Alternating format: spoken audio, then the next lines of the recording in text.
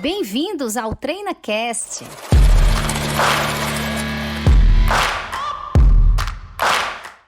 Olá, ouvinte do TreinaCast, falamos dos estúdios da Treinacom, negócios empresariais, neste episódio de número 62, desse projeto feito para levar conteúdo e conhecimento para você, ouvinte que nos acompanha nas redes sociais.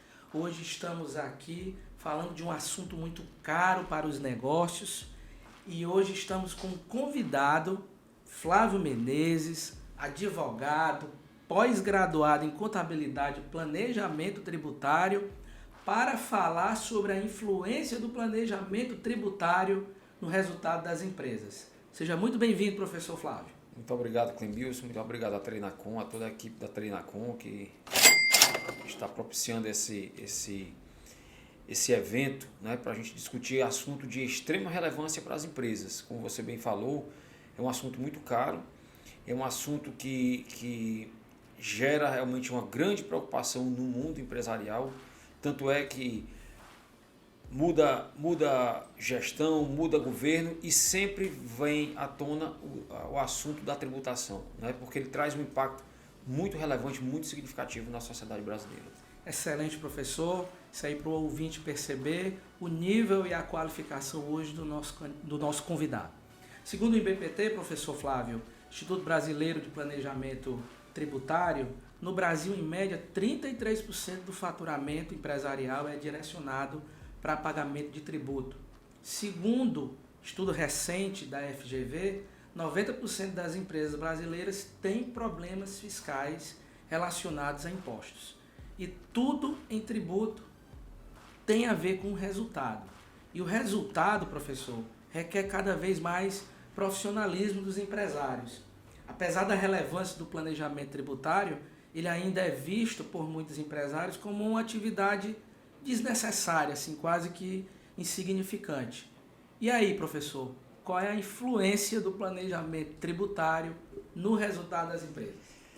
Então, para a gente, como você bem falou, né, segundo o estudo do Instituto Brasileiro de Planejamento Tributário, mais de um terço do faturamento das empresas, né, um terço do PIB, pouco mais de 33%, 34%, hoje já talvez a seus 36%, 37%, é relacionado a tributo, né? Então, muito se fala da carga tributária, do peso da carga tributária, do valor dos produtos que envolvem os tributos, né? Hoje a gente está numa discussão exatamente sobre o preço do combustível e um grande item disso é a tributação. Então, as empresas realmente, às vezes, deixam isso para um segundo plano, planejamento tributário, e não contratam equipes, não contratam profissionais especializados, né?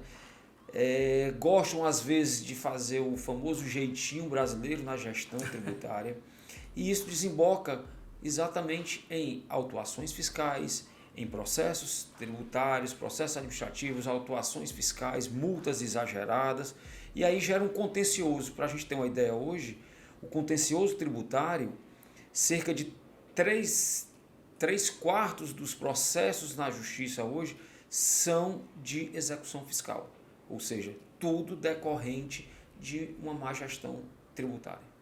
Entendo demais. E essa situação da gente estar lidando com a carga tributária tão alta é porque o nosso país ele é caro, né, professor? Verdade. E é caro tanto, como a gente falou, do peso do tributo nos produtos, né? A gente falou mais uma vez do combustível, isso acontece também com os produtos da cesta básica, isso acontece com a alimentação de uma forma geral, com os serviços de uma forma geral. Mas além disso, dada a dificuldade de interpretação da legislação, a vasta legislação, as empresas acabam tendo grandes dificuldades de se adaptarem àquela legislação. Por exemplo, você imaginar que uma uma empresa que atua em 27 estados da Federação Brasileira, ela vai ter que atender a 27 regulamentos do imposto sobre a circulação de mercadorias e serviços. Perfeito. Então, quer dizer, não é caro tão somente a alíquota do tributo, a base de cálculo do tributo, ela não é simplesmente menos onerosa, mas cumprir também a legislação com o rigor que é exigido, que é necessário, torna isso também uma operação muito cara para as empresas. É verdade, é verdade.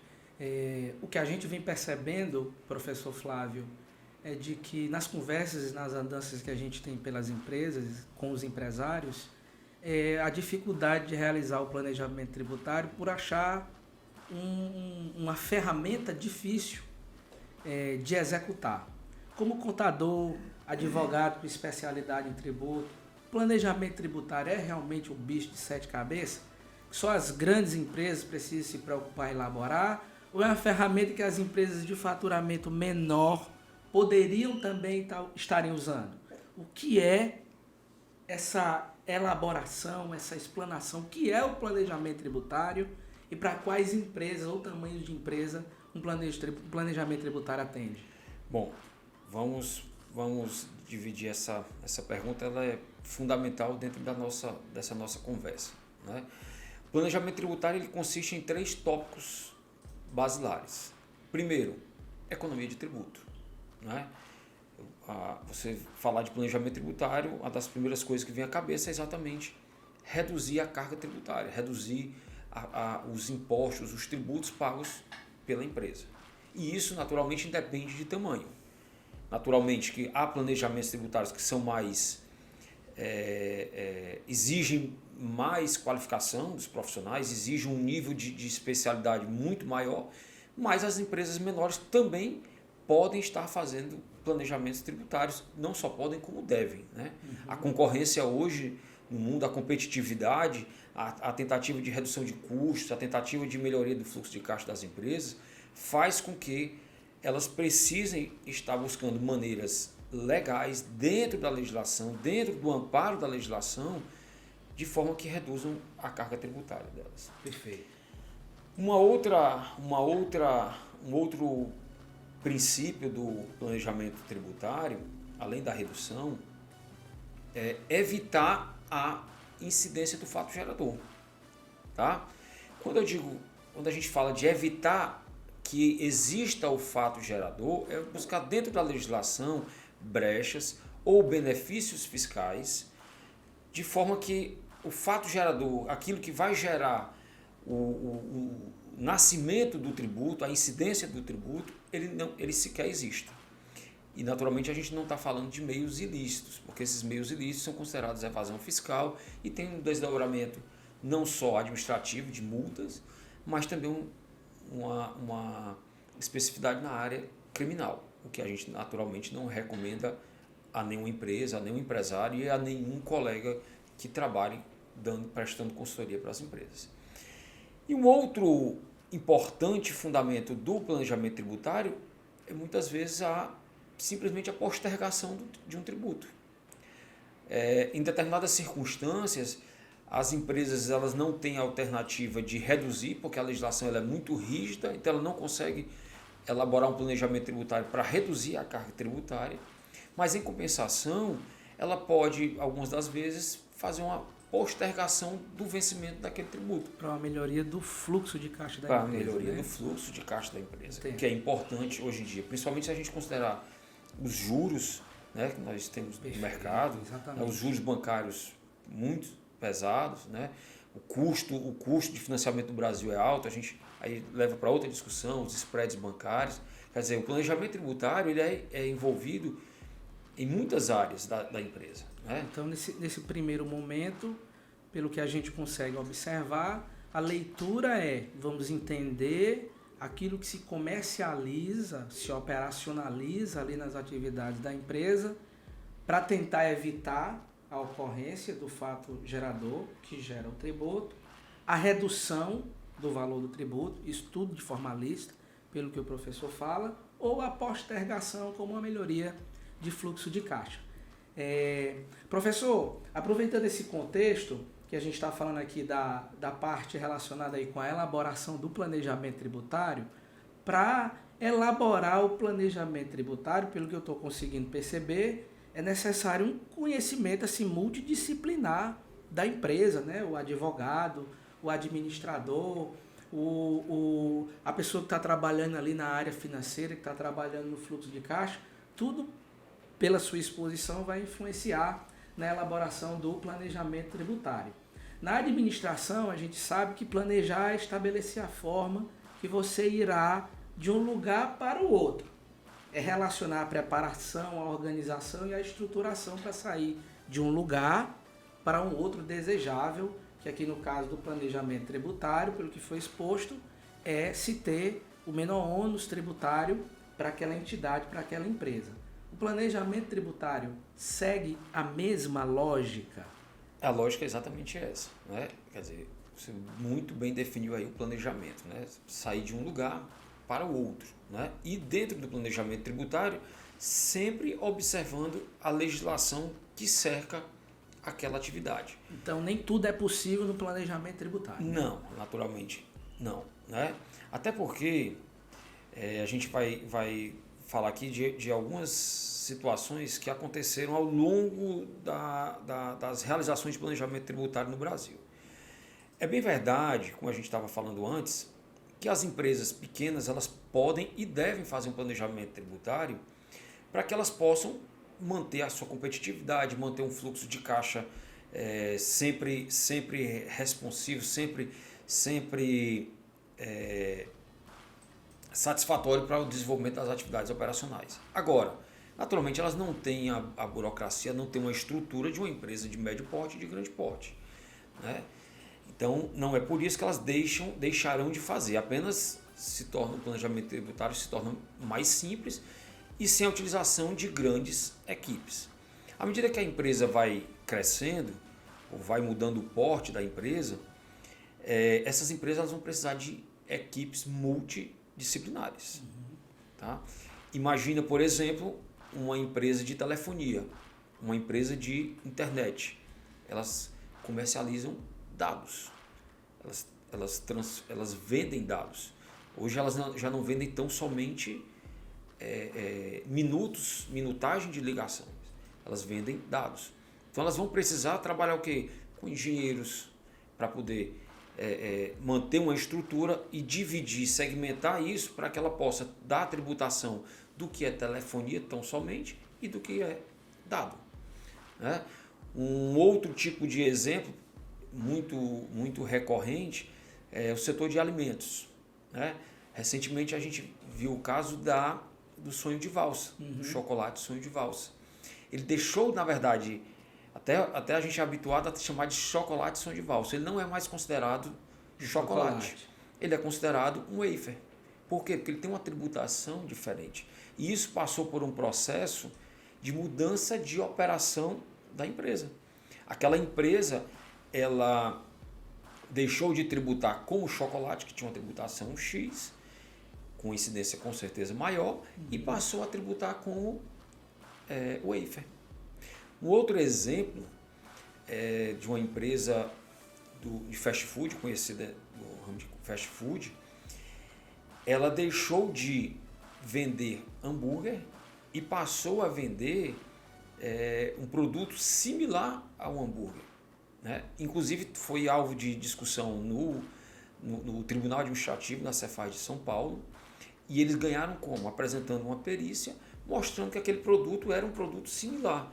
E por ser um produto similar, não era a carne como a Cefaz, como a Secretaria da Fazenda, estava enxergando e estava querendo gerar o tributo.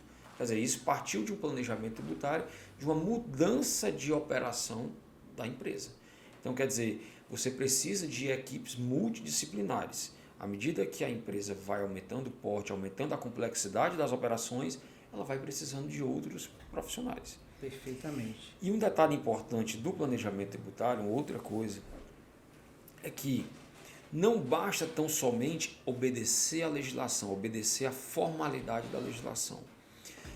Hoje, por exemplo, o CARF, que é o Conselho Administrativo da Receita Federal, de Recursos Federais, que cuida dos processos administrativos tributários no ambiente da Receita Federal, o CARF, ele tem um entendimento de que não basta cumprir a formalidade. Por exemplo, vai fazer um contrato de cisão de empresas. Não basta eu ter aquele contrato de cisão de empresas. Eu tenho que ter que eles chamam de propósito negocial. Eu não posso cindir uma empresa, por exemplo, com a finalidade específica de economizar tributo. Eu tenho que ter algo mais. Eu tenho que demonstrar algo mais. Esse algo mais é chamado propósito negocial. Propósito negocial. Perfeito, professor. Após essa explanação conceitual muito bem fundamentada, o nível aqui está alto, viu, ouvinte da Treinacom? Vamos aqui argumentar pelo seguinte: quem lida com planejamento tributário, a primeira percepção que tem é de que ele existe única e exclusivamente para fazer a redução do tributo. Porque tributo é uma coisa que na hora que você escuta, a vontade que você já tem é de não pagar o tributo. Mas não é bem assim, porque existe uma legislação vigente e o país realmente precisa desenvolver as suas ações sociais tão importantes a todos aqueles que fazem parte desse condomínio chamado Brasil. Mas o planejamento tributário serve única e exclusivamente para diminuir o tributo, ou existem outros benefícios do planejamento tributário que podem gerar benefícios para a empresa, para a entidade? Pronto. Como a gente já havia falado, o tributo ele tem os três pilares, né? Evitar o nascimento do fato gerador do tributo, reduzir o tributo e postergar o pagamento, o vencimento do tributo. Mas quando se faz isso, é necessário a adoção de vários procedimentos. Sim. A adoção desses vários procedimentos, talvez alguns autores não chamem isso tanto de planejamento tributário, mas entra na fase do planejamento tributário como uma fase preparatória do planejamento tributário, que é exatamente o quê? A revisão das operações, a revisão do cumprimento das obrigações tributárias, a revisão da classificação dos produtos. É comum em muitas operações, você já deve ter se deparado com isso, no momento que você vai utilizar tecnologias para fazer o levantamento de cruzamento de informações de NCM com CFOP, com CST, sim. Você identifica que as regras tributárias, às vezes, algumas empresas, no seu ambiente interno, não existe uma classificação tão rigorosa, né? E aí, quando o planejamento tributário vai ser feito, é preciso fazer uma revisão de vários desses procedimentos, né? Você vai revisar a operação, a atividade operacional, mas vai revisar também os controles internos, vai revisar obrigações acessórias, porque não adianta você também pensar em economizar tributos, simplesmente economizar tributo e deixar a casa descoberta, né? Aquele ditado popular, não adianta querer se cobrir com um lençol mais curto, né? Então você tem que estar bem amparado para que aquela possível redução tributária gere outros problemas, né? Então é importante que exista realmente uma revisão de procedimentos. Hoje a gente sabe que uma parte das discussões nos tribunais administrativos se refere muito a multas qualificadas de 150%, algumas delas podendo chegar a 225%, e essas multas, inclusive, elas têm uma repercussão criminal, né? Quer dizer, aí você já sai só da parte financeira, da economia tributária, e pode levar a repercussão criminal para o sócio administrador, para o administrador da empresa, para o diretor da empresa. Então, o planejamento tributário ele exige realmente um comprometimento da equipe que vai cuidar do planejamento. Sim. Esse planejamento tributário, hoje em dia, professor, porque você também é advogado, que tem de advogado querendo vender processo de revisão fiscal do passado da empresa, recuperação de crédito tributário, não é pouco.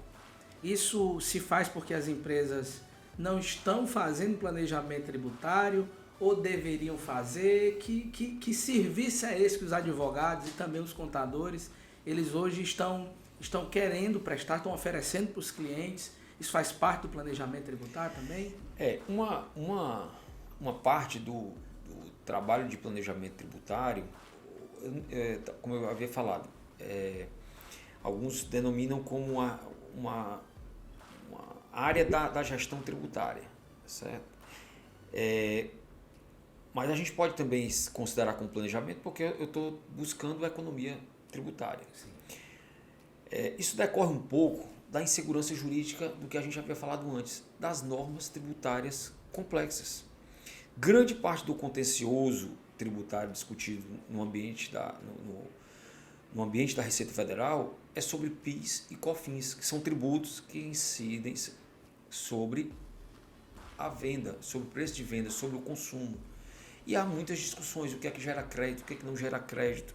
E aí saem decisões do CARF dizendo que aquela operação passou a gerar crédito, só que as empresas não vinham adotando isso. Ou, recentemente, por exemplo, houve um alargamento do conceito de insumo pelo STJ, né? Inclusive com repercussão geral. Com isso, muitas empresas que por precaução, com medo de autuações fiscais, com receio de autuações fiscais, não utilizavam determinados insumos como créditos, passaram a poder utilizá-los.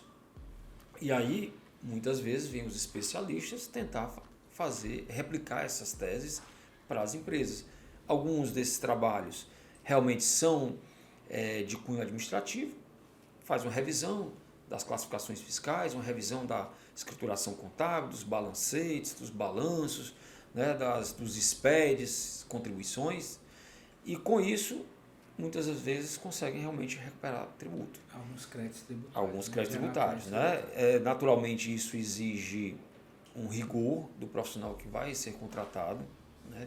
Como você bem falou, há muitos profissionais ofertando isso no mercado, mas é preciso muita cautela também, porque a gente já se deparou em algumas das vezes situações de recuperações tributárias de assuntos que já haviam sido, inclusive, já não eram mais nem aceitos conforme revisões das decisões do Supremo Tribunal Federal.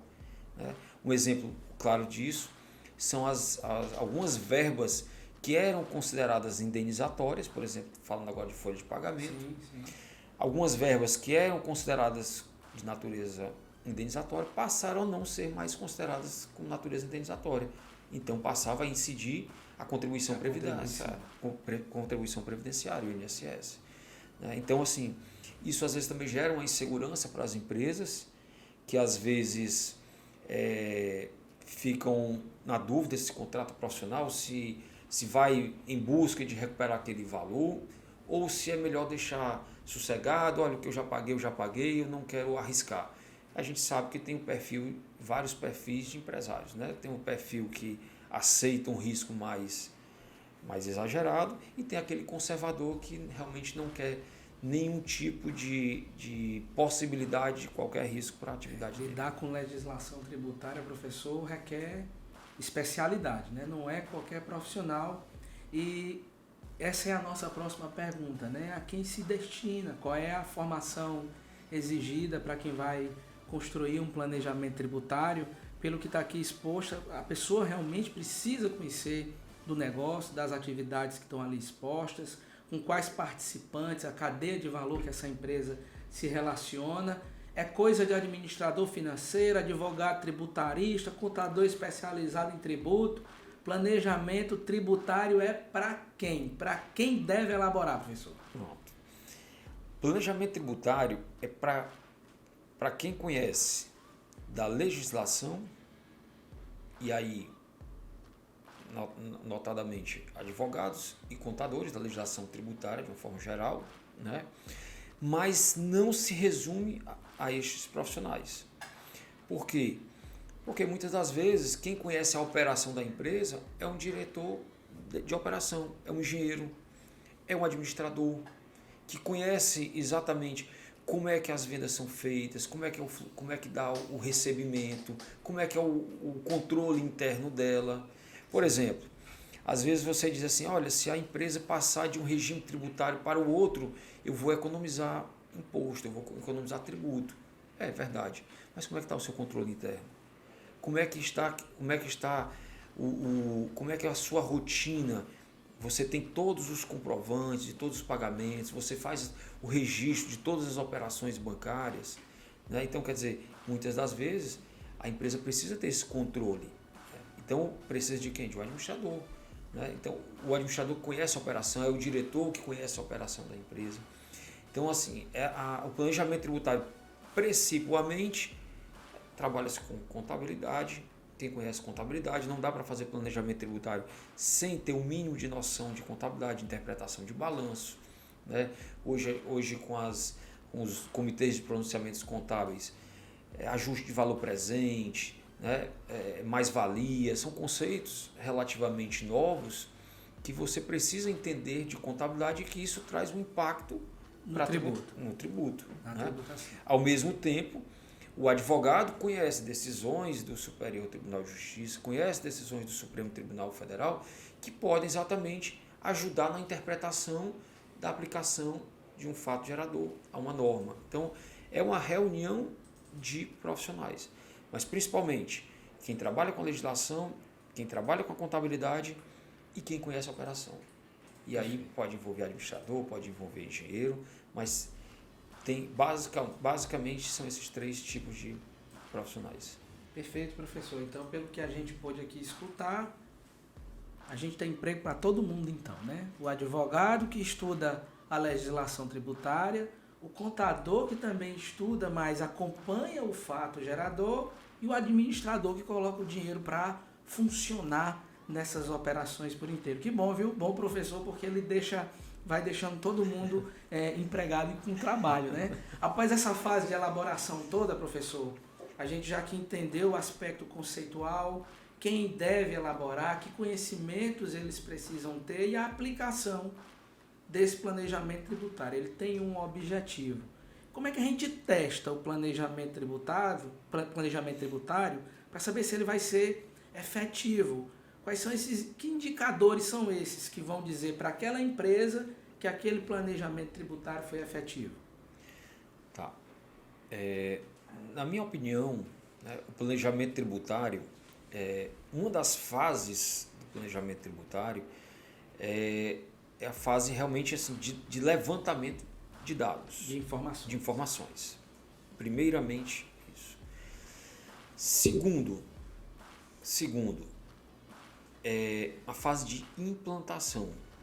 Eu preciso passar por um processo de implantação. Às vezes você tem empresas que elas não têm a cultura, como a gente estava falando, a cultura de registrar todas as operações de compras. Por exemplo, eu sou do lucro presumido, eu pago meu faturamento, eu pago meus tributos federais sobre o meu faturamento, então eu não preciso comprovar nada do que eu pago. Isso não é uma verdade absoluta, porque eu tenho exatamente em algumas das multas, das várias multas da Receita Federal, exatamente saídas não identificadas. Né? Pode gerar multas pesadíssimas. E essa multa não está dentro do composto de negócio de ninguém. De né? ninguém. Ninguém prevê ali a multa, não é para errar. Exato. Né? Então, assim, eu tenho dentro de uma fase do meu planejamento tributário, eu tenho o planejamento em si, a coleta de informações de dados, eu tenho uma fase de implantação, e dentro da fase de implantação eu tenho que ter um mecanismo de controle para identificar se a empresa está realmente cumprindo o que foi planejado, para a gente poder realmente enxergar se ela vai conseguir dar andamento ou não. Como eu havia falado, o planejamento tributário ele não pode ser visto simplesmente como uma economia de tributo para melhorar o meu fluxo de caixa. Eu tenho que passar por essas etapas para efetivamente a gente perceber se a empresa realmente vai chegar no cume, né? Que é a economia tributária, mas sem perder a segurança na gestão tributária do seu negócio. Afinal de contas, como a gente falou, as multas elas podem, às vezes, inviabilizar um planejamento tributário. A gente não pode se descuidar do risco, dos riscos envolvidos. Perfeito. A empresa precisa fazer o planejamento para diminuir o ônus tributário, porque o que se nota é de que, às vezes, no mesmo segmento de atuação, você vê um cliente vendendo um produto, cliente não, a empresa vendendo um produto mais barato que outra. E quem está vendendo mais caro, às vezes, fica se perguntando o motivo, né? E o motivo está em que a pessoa conseguiu identificar na legislação, de forma legal, uma forma de pagar menos tributo. Isso vai fazê-lo, isso vai dar para aquela empresa uma competitividade maior. Além de gerar economia, e o cara estudou a legislação, isso vai dar também segurança jurídica, né? Porque não adianta ter eficiência tributária se você não tiver segurança jurídica desse planejamento tributário e depois trazer multa, e a multa não está no resultado, não está no desenho de resultado, na matriz de resultado do negócio. Aí não adianta, né, professor? Exato. Fica caro, né? Fica caro. Realmente, a empresa precisa realmente ter essa percepção, né? Afinal de contas, toda ação ela pode gerar uma reação. Toda ação pode gerar uma reação, quer dizer, vai gerar uma reação, mas agora essa reação, até que ponto ela gera risco exagerado ou se ela gera um risco que pode ser mitigado, que pode ser controlado, que eu posso gerenciar, gerir aquele risco, né? Entendi. Mas, professor, assim, para o ouvinte assim, entender, a construção de cenários no planejamento tributário, onde você pega ali o valor que você vai desembolsar de tributo, seja ele incidente na movimentação da mercadoria, seja ele incidente pelo gasto trabalhista, seja ele incidente sobre o lucro, esse montante é dividido pela receita, aí vai se construindo os cenários para saber que efetividade tributária se tem nesse planejamento tributário. Perfeito. Essa fase, ela vem exatamente na construção do planejamento. Você desenvolve vários cenários, você desenvolve cenários dos mais variados possíveis, por isso que é importante você conhecer a operação da empresa. Sim. Né? Às vezes, por exemplo, determinadas situações que a empresa pode pensar em fazer uma divisão de atividades. E eu não estou falando veja bem, quando a gente fala de divisão de atividades, eu não estou falando em fragmentação de faturamento para empresas do Simples, para poder ter CNPJs diferentes. Sim. E aí pagar alíquotas menores de faturamento do Simples. Mas está errado, professor? Isso é um planejamento tributário ou não? Não é recomendável. Por quê? Porque depende também muito das circunstâncias. Né? Depende muito das circunstâncias. Mas, por exemplo, uma empresa que trabalha com aluguéis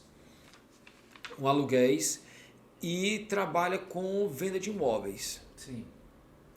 Algumas das vezes, por que aquela empresa, aquele grupo, não deixa uma parte da atividade dela como uma imobiliária, uma holding imobiliária, por exemplo, monta uma estrutura societária para que administre os imóveis e a outra vai trabalhar com a atividade de compra e venda de imóveis, construção, compra e venda de imóveis e corporação, né?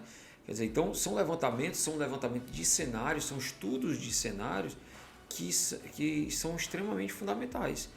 Tanto é que isso, inclusive, vai impactar diretamente no propósito negocial da empresa. Sim. Como a gente havia falado, não adianta simplesmente eu desenvolver um planejamento tributário simplesmente para economizar tributo. Eu tenho que ver a viabilidade, eu tenho que fundamentar o meu propósito negocial. Ou seja, eu pensar na economia tributária, mas como eu vou trazer aquilo para o meu mercado. Olha, eu vou separar aqui as atividades, por exemplo, uma empresa dessa do Simples. Eu vou separar o que é serviço, eu vou deixar numa atividade, vou deixar num imóvel separado, porque eu não quero confundir as duas empresas. E o que é comércio, eu vou deixar o comércio para um outro espaço. Sendo assim, a gente vai fazer o quê? Uma divisão de atividades. Um planejamento tributário lícito. Mas a gente vê aí costumeiramente, em algumas situações, a simples divisão de faturamento para poder pagar uma alíquota menor do Simples Nacional. Aí não é recomendável. Porque no momento que que se mantém que a é mesma identifica. estrutura societária. Mesma estrutura societária, às vezes até o mesmo local, só CNPJs diferentes. Então, quer dizer, ali é um grupo econômico, é praticamente a mesma coisa. Às vezes, como você falou, são os mesmos, é a mesma estrutura societária, o mesmo espaço físico, só que às vezes tiram a nota fiscal emitida por uma empresa e às vezes é emitida pela outra. E isso não é recomendável, porque aí é um planejamento tributário extremamente frágil, né? Talvez não seja nem considerado um planejamento tributário. É uma gestão tributária, porque a gente já viu diversos julgamentos da delegacia, da primeira instância, já viu diversos julgamentos do CAF, desconsiderando essa segmentação e aplicando a tributação de uma empresa normal e aplicando multas. Desconsiderando a personalidade jurídica, e aí vai trazer o faturamento unificado e lá vem a multa e os juros pela tentativa de planejamento tributário, mas sem o conhecimento adequado e sem atender o binômio que a gente falou antes, né? Eficiência tributária e segurança jurídica. O ouvinte empresário, escute aqui, porque o professor Flávio acabou de falar uma coisa muito importante. Planejamento tributário é realmente para profissional sério, de mercado. Outros componentes foram colocados aqui à mesa, professor.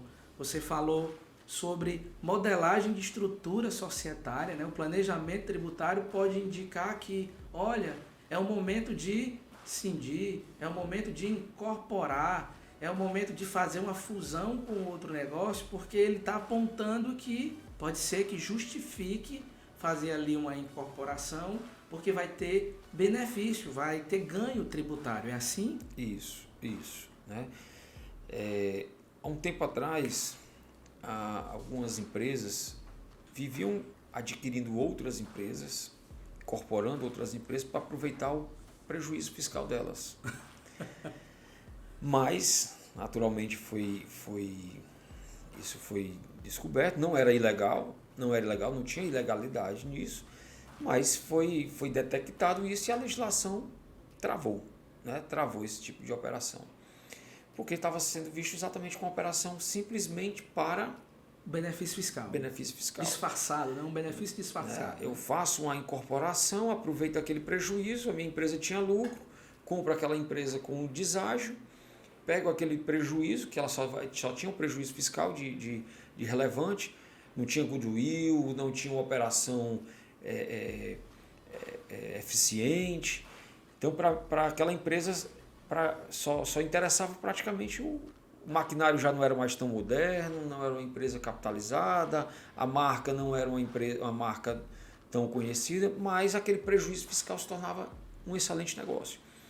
Então, esse tipo de planejamento tributário foi coibido, exatamente porque muitas empresas foi visto como uma espécie de abuso, chamado abuso de forma, né? Não tinha o propósito negocial, não tinha a finalidade, né? Era simplesmente para ter o benefício fiscal. E como você falou muito bem, a reorganização societária é possível com o planejamento tributário? Mas não é tão somente o planejamento tributário em si que deve ser buscado. Deve ser buscado outros elementos que são importantes para o negócio. Entendido. Mas tem a influência, né, no planejamento tributário. Certamente. Porque a gente vai já comentar sobre essa situação relacionada do efeito disso nos regimes de tributação, que é exatamente a nossa próxima pergunta, professor. O pessoal confunde bastante regime de tributação com porte de empresa, com planejamento tributário. Explica aí o que é regime de tributação e o que é que ele se diferencia do planejamento tributário. Pronto, vamos lá. As empresas, nós temos alguns tipos de naturezas jurídicas de empresas, né? Nós temos, e aí reguladas pela legislação das sociedades anônimas, pelo Código Civil. Sim. Nós temos as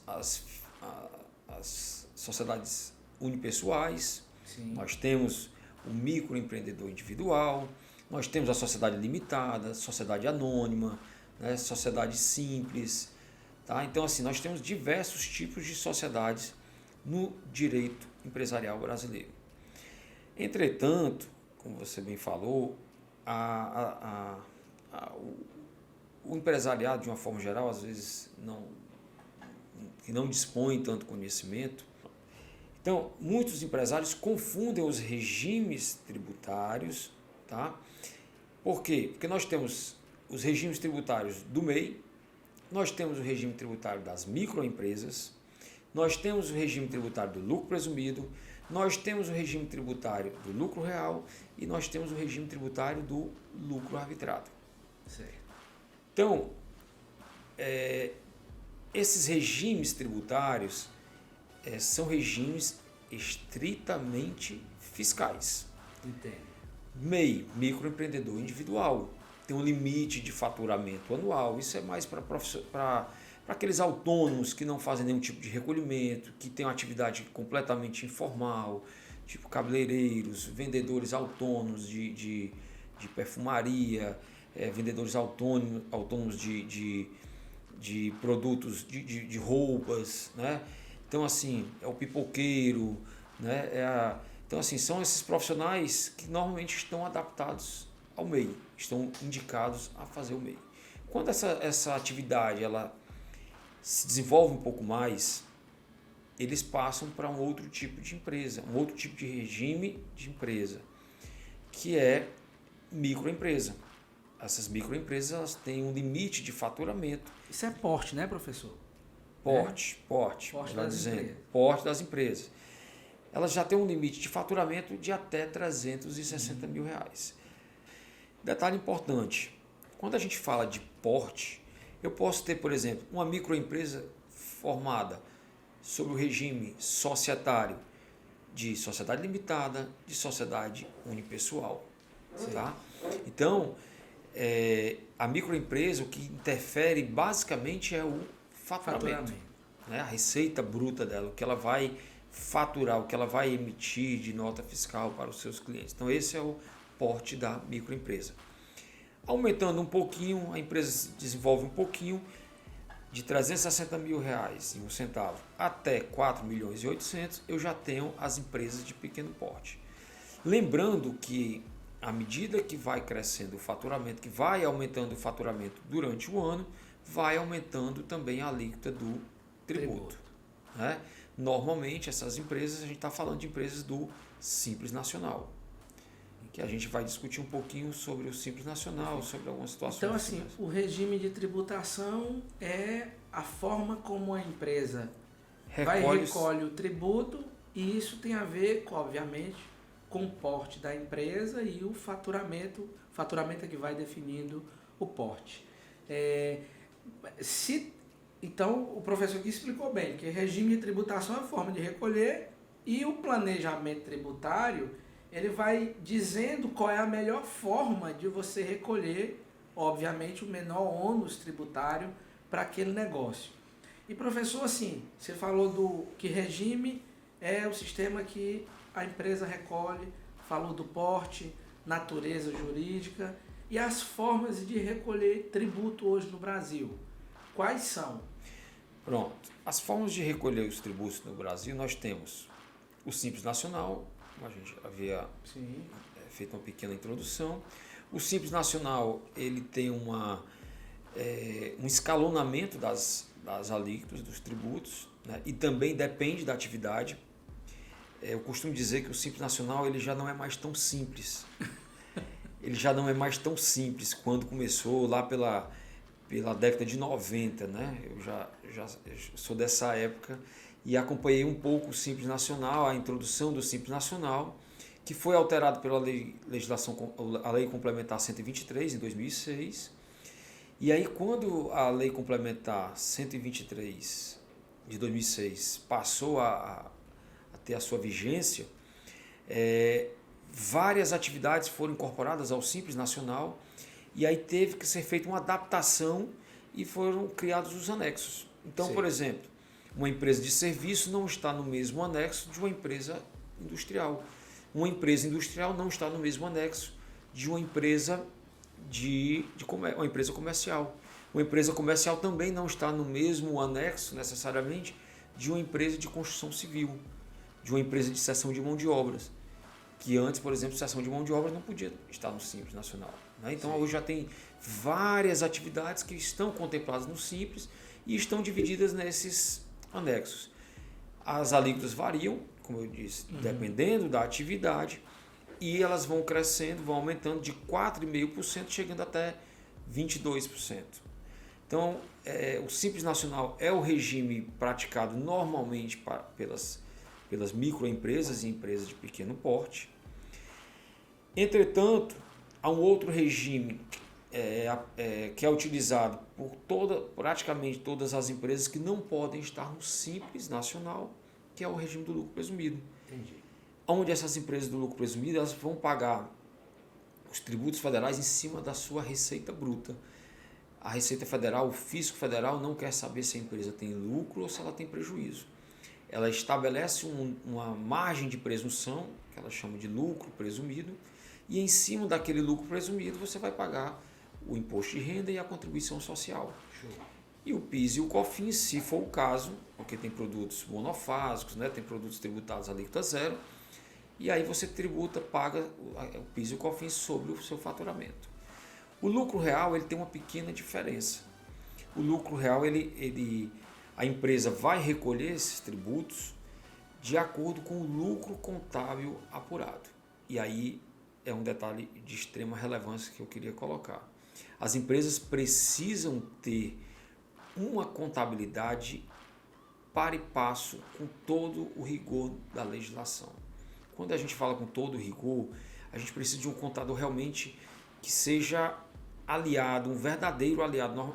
Lógico que o contador deve ser o melhor amigo do empresário, do sócio da empresa. Mas no lucro real ele tem que ser mais, ele tem que ser o melhor amigo do empresário. Porque você vai precisar ter uma contabilidade extremamente bem realizada.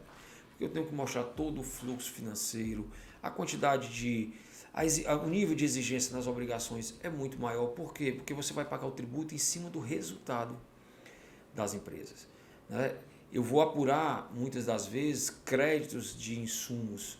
Então, eu preciso ter aqueles meus insumos bem classificados, bem destacados na minha contabilidade. Então, eu preciso realmente ter uma contabilidade atualizada, eu preciso ter uma contabilidade que seja extremamente rigorosa, criteriosa, com todos os itens da legislação, sob pena de, a gente volta a falar, de multas. De multas, né? Então, o professor aqui explicou que regime de tributação é a forma de recolher o tributo e que no Brasil a gente tem aqui 3 formas de efetuar esse recolhimento. Professor, ficou claro aqui o simples, ficou claro o lucro presumido, ficou claro o lucro real, vamos para a prática. Porque no imaginário dos empresários não tem jeito. O simples é o mais barato regime, forma de recolhimento de tributo. É verdade ou é um mito? Todas as empresas podem optar pelo Simples Nacional? Pronto, vamos lá. Isso é um verdadeiro mito, né? É o que o ditado popular diz, o mito da loira do banheiro, né?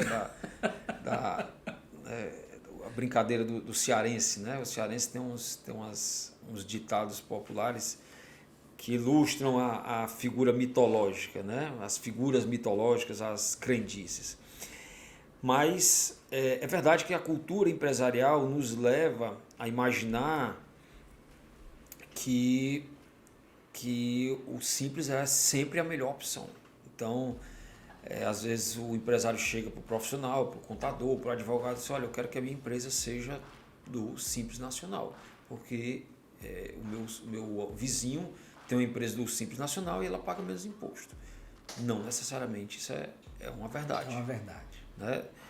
Na verdade, a grande verdade é que quando vai se instalar um negócio ou quando vai se analisar um negócio, a gente precisa conhecer realmente a operação, precisa conhecer o tipo de negócio que vai ser desenvolvido, como é que vai ser desenvolvido, como é que a empresa vai receber os recursos, como é que ela vai prestar o serviço, como é que ela vai vender, como é que ela vai entregar, né? Como é que ela vai trabalhar. Por exemplo, tem empresa que não tem uma grande quantidade de mão de obra. Se ela não tem uma grande quantidade de mão de obra, é porque o quadro dela é um quadro bastante qualificado. Mão de obra, o serviço dela tem muito valor agregado. Então, eu não posso pensar muitas vezes em custos. Por quê? Porque eu tenho uma margem de lucro muito alta. Né? Se eu tenho uma margem de lucro muito alta, geralmente eu tenho que fugir de algumas opções, como por exemplo o lucro real. Nem sempre é possível. Que a incidência do tributo vai estar no sobre lucro. o lucro. Né? Então, eu tenho que conhecer bem a operação para identificar qual regime tributário a ser escolhido. Mas, por exemplo, o Simples Nacional, como você acabou de falar, toda empresa pode fazer a opção pelo Simples Nacional? Não. Instituições financeiras não podem. Empresas que têm no seu quadro societário uma outra pessoa jurídica também não podem. Empresas que estão constituídas sob o regime de sociedade anônima também não podem. Né? Então, quer dizer, a legislação ela bloqueia várias atividades que não podem ingressar no Simples Nacional. Entendo. A relação já entende que o Simples Nacional é um benefício. É um benefício. Já a partir de algumas alíquotas que são muito baixas. Isso. Aí ela cria vedações. Cria vedações. Né? Então, é preciso fazer esse levantamento. A gente costuma perguntar o que é que você quer fazer. Empresário, o que é que você quer fazer? Qual é o seu negócio? Então a gente precisa entender o negócio, entender a forma. Você vai trabalhar sozinho, você vai ter sócio ou não vai ter sócio? Você vai ter mão de obra ou não vai ter mão de obra? Você vai trabalhar no imóvel próprio ou no imóvel alugado? Como é que vai estar a sua estrutura de custos? Né? Por exemplo, uma empresa é uma indústria. Uma indústria que trabalha com insumos de recicláveis, por exemplo. Ela pode ter dificuldades no seu controle de justificar a compra de determinados insumos para a sua produção. Então ela pode ter dificuldade também na hora de aproveitar aqueles créditos. Sim. Por isso que é importante você conhecer a operação. Quer dizer, se ela vai ter dificuldade de justificar alguns insumos, ela vai ter um lucro, em tese vai ter um lucro contábil maior. Um lucro contábil maior, um lucro fiscal maior. Com isso, pagar mais imposto. Então são situações que você precisa conhecer a realidade de cada empresa. Olha, eu tenho uma outra empresa que eu tenho uma atividade que vai gerar uma tributação maior. Eu tenho uma alíquota. Muitas vezes o empresário ele vê o tributo pela alíquota. Pela né? alíquota. Não pelo valor efetivo de tributo sobre a receita. Né? Que é o que você estava falando da montagem dos cenários, para você poder identificar a efetividade daquela tributação. Então, disse, mas no lucro presumido, por exemplo, eu pago 8% só, por exemplo, de imposto de renda. Não é verdade. 8% é uma das margens de presunção do lucro presumido. Né? Então, assim, mas no lucro real eu vou poder deduzir todas as minhas despesas. Ok, você vai poder deduzir todas as suas despesas, mas você tem como justificar todas aquelas suas despesas.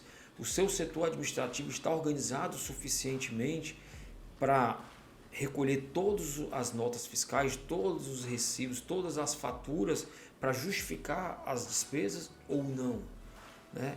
Então, eu tenho um momento da minha atividade que eu tenho prejuízo e depois eu tenho lucro. Eu posso ficar mudando de regime durante o ano? Não, não pode. Durante o ano, você pode escolher um regime, a não ser que você seja obrigatoriamente excluído. Exemplo, a empresa começou com faturamento, cresceu muito, ultrapassou 78 milhões. Ela não pode mais ficar no lucro presumido. Obrigatoriamente ela vai ter que ir para o lucro real. Né? A empresa do Simples Nacional começou com faturamento. Ela vai crescendo, vai crescendo, vai crescendo. Durante o ano ela percebeu que vai ultrapassar os 4 milhões e 800. Então ela já tem que começar a pensar numa outra opção. Ou vai para o regime presumido, ou vai para o regime do lucro real. Então eu vou dividir, vou abrir outra empresa para fazer o faturamento por outra empresa. É o que a gente falou antes. Não necessariamente é o recomendável. Você pode fazer uma divisão de atividades, mas segregar faturamento, não. Porque aí já não é mais planejamento tributário. Então, assim, planejamento tributário ele tem várias vertentes, vários não gosto de usar esse termo, várias variáveis, mas eu tenho que utilizar vários critérios até chegar a uma decisão de indicar o cenário melhor para a empresa. Deixa eu só fazer uma pergunta, aproveitando esse gancho final, com relação a, principalmente as empresas do Simples, que é a realidade da grande maioria das empresas aqui no Brasil. E é bastante assim, corriqueiro, né? Já se partir para a abertura de um novo CNPJ. E aí, quando a pessoa é bem orientada, porque realmente o peso, às vezes, do tributo, professor, realmente é caro, né? Ele está ali numa incidência onde ele não tem tanta mão de obra, ou seja, o gasto trabalhista dele não é tão assim elevado, ou em alguns casos ele até tem, porque o peso no Simples Nacional ali é um pouquinho menor, dependendo ali do faturamento e das alíquotas que ele vai estar ali alocado. E aí o cara diz assim, eu vou chamar um terceiro para fazer parte do meu negócio. É possível? É possível. É uma forma de planejamento tributário? É uma forma de planejamento tributário, sim. Né? Mas aí a gente tem sempre que ver como é que esse terceiro vai vir para o negócio. Né?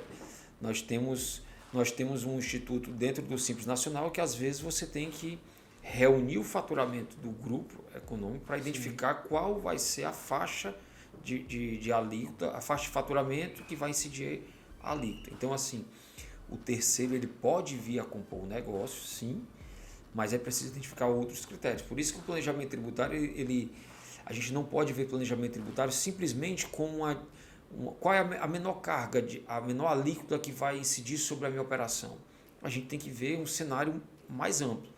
Tem que analisar a operação, tem que analisar regimes societários. Isso. Às vezes, por exemplo... risco societário, né? Pois é. Né? Então, assim, às vezes você diz, olha, então eu vou transformar minha sociedade unipessoal numa sociedade limitada, vou trazer um sócio.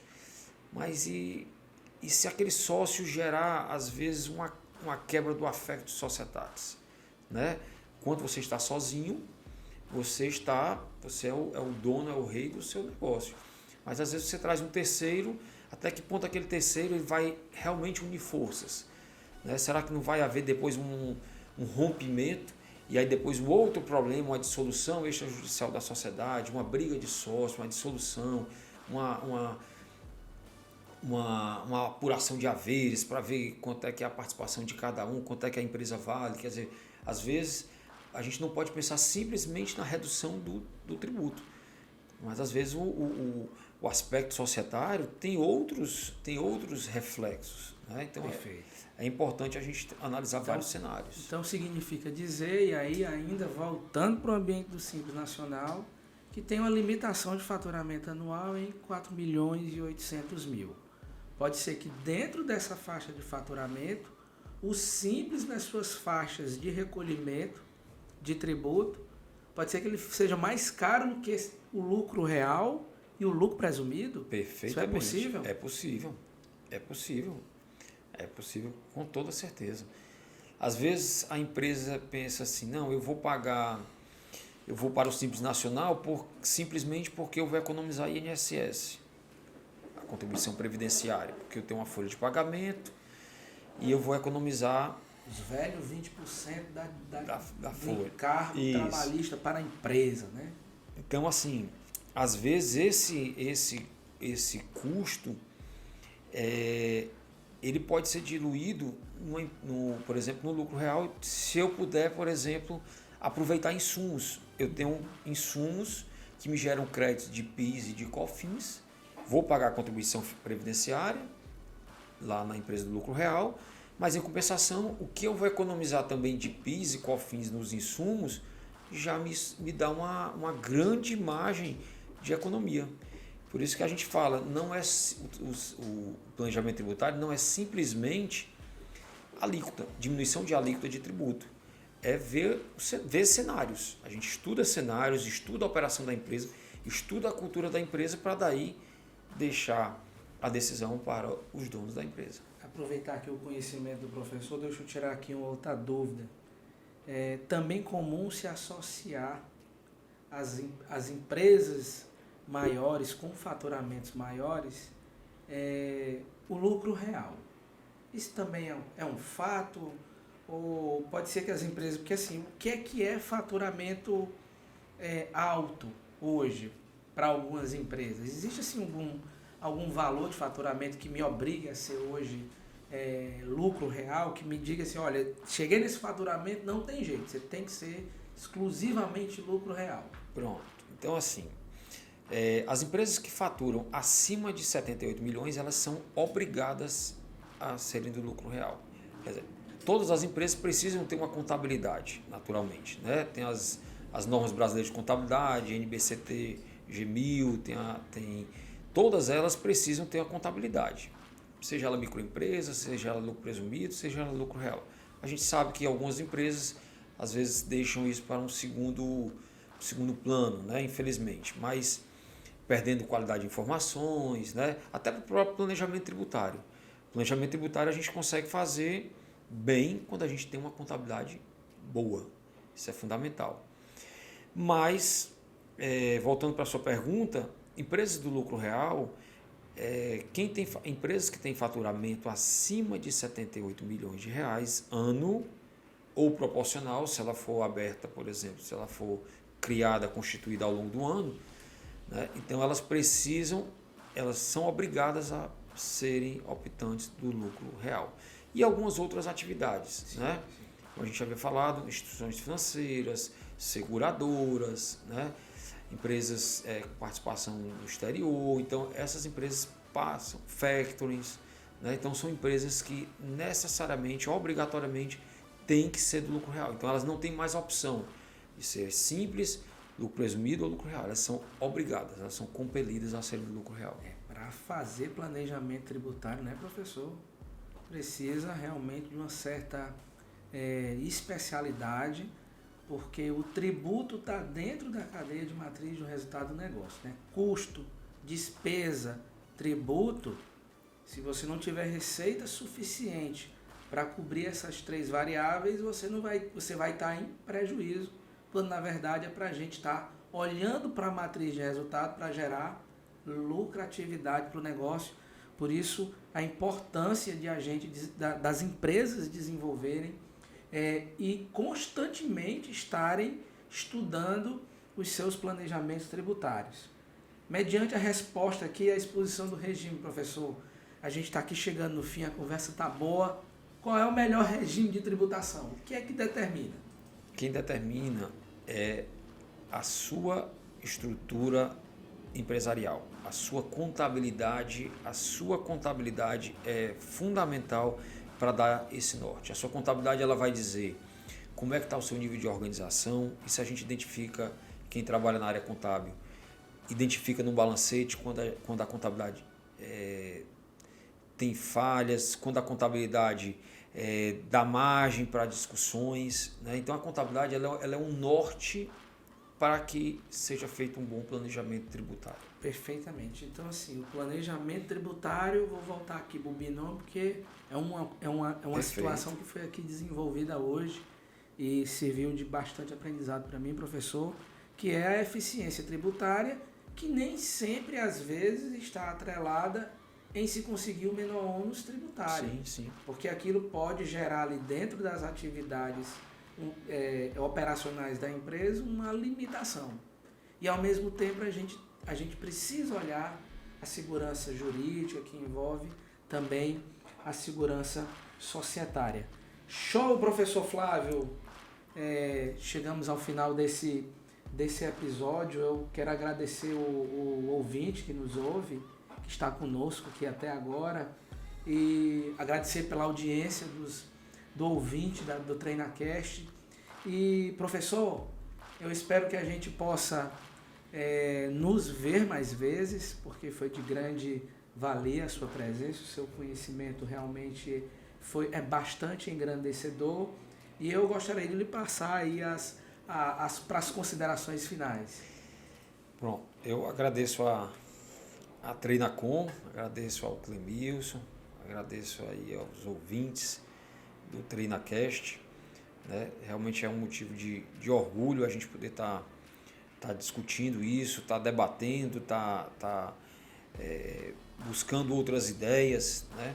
A gente busca sempre estar se atualizando, busca sempre estar lendo novos conteúdos, mas o que eu queria deixar registrado era basicamente isso, a importância realmente de você ter um profissional da contabilidade ao seu lado, empresário, e esse empresário, além de ter um profissional do contábil ao seu lado, ele ter uma cultura de melhor controle, de melhor gestão, né? Porque isso tanto vai servir para mensurar resultado, mas para lhe dar segurança jurídica e lhe dar realmente a lucratividade que todo empresário monta um negócio buscando realmente a sua lucratividade. Perfeitamente, é bom porque o professor já está dando um mote aqui, possivelmente do nosso próximo TreinaCast, que é compliance fiscal.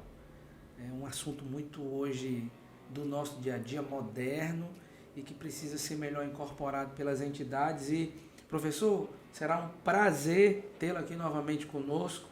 Eu queria dizer para o ouvinte do TreinaCast que mande sua dúvida e sugiram temas para os nossos próximos episódios. Mande aí para podcast@treinacom.net. E nesse podcast, professor, é o ouvinte quem manda. Vem para a Treinacom.